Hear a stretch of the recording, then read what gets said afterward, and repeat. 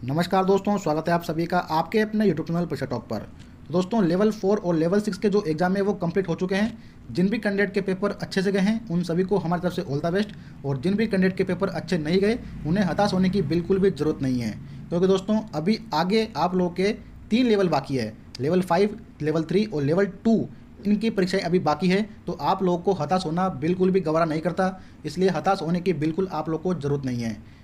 अब आप लोगों को नए उमंग से, नए उत्साह के साथ आप लोगों को नेक्स्ट लेवल की तैयारी करनी है।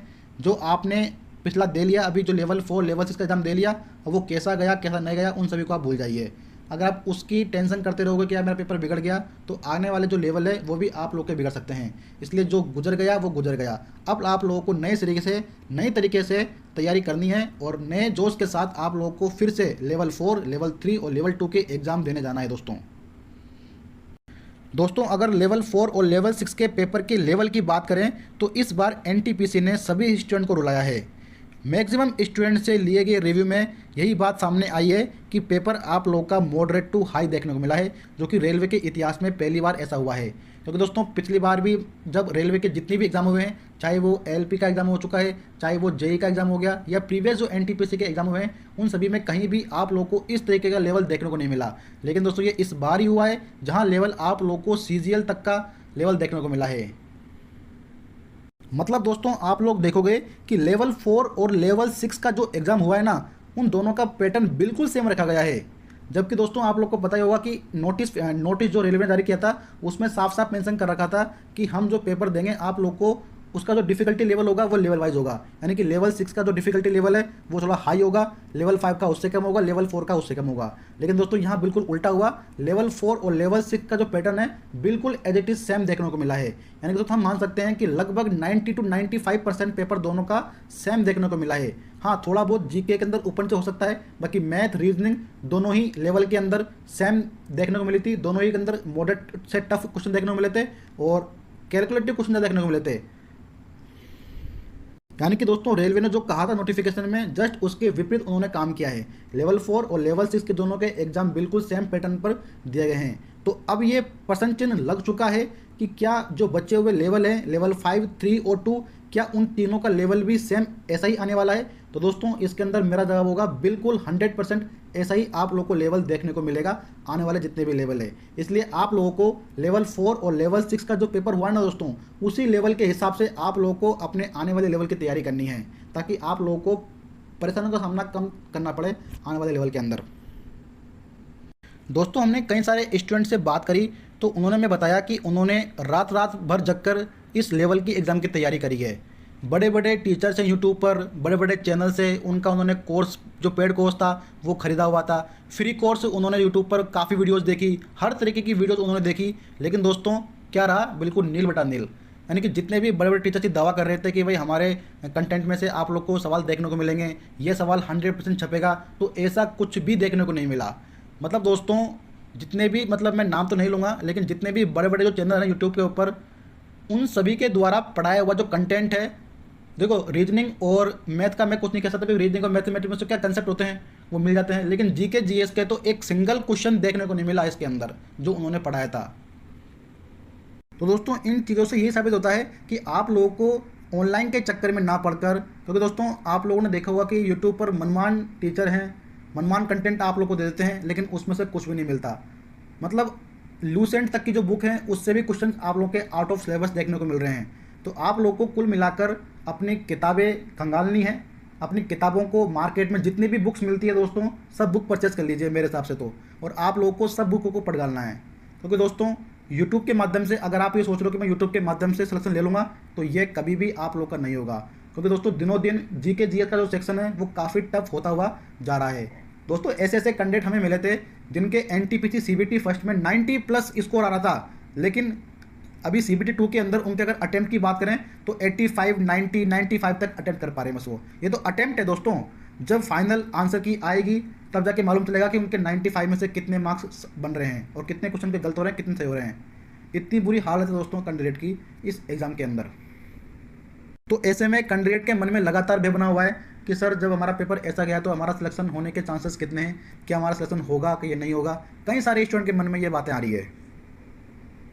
तो दोस्तों सबसे पहली बात आप ध्यान से सुनना, आप जो स्टूडेंट हैं आप सीबीटी फर्स्ट को क्वालिफाई करके यहाँ तक पहुँचे हैं, यानी कि दोस्तों आपने सीबीटी फर्स्ट में इतने हाई नंबर लिए हैं तब जाकर आप लेवल 6 की जो कट ऑफ है ना वो क्वालिफाई कर पाए हो। तो जिस तरह आपके हालात हैं, आपके आसपास जितने भी कैंडिडेट हैं ना उन सभी के भी सेम हालात हैं, इसलिए आप लोग को घबराना बिल्कुल नहीं है। आपके जैसे हालात हैं सभी के सेम ऐसे ही हालात हैं कैंडिडेट के। ऐसा नहीं है कि भाई 100 में से 70 स्टूडेंट का पेपर अच्छा चला गया, 30 का ख़राब हो गया, ऐसा बिल्कुल नहीं है। 100 में से कोई 10-5 स्टूडेंट होंगे जिनके जो यूँ बोल रहे होंगे कि भाई हमारा पेपर काफ़ी अच्छा गया है, बाकी सबका यही हाल है। सभी का जो एवरेज अटेम्प्ट है वो भी मीडियम रेंज में रहा है, सभी का जो पेपर जो एक्यूरेसी है वो भी मीडियम रेंज के अंदर रही है, किसी ने कोई हाई फाई पेपर नहीं किया इसके अंदर।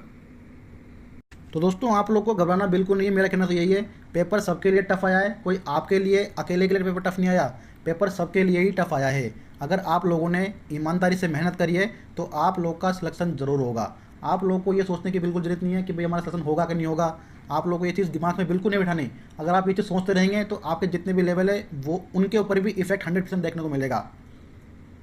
चलो दोस्तों ये तो रही पेपर के लेवल की बात।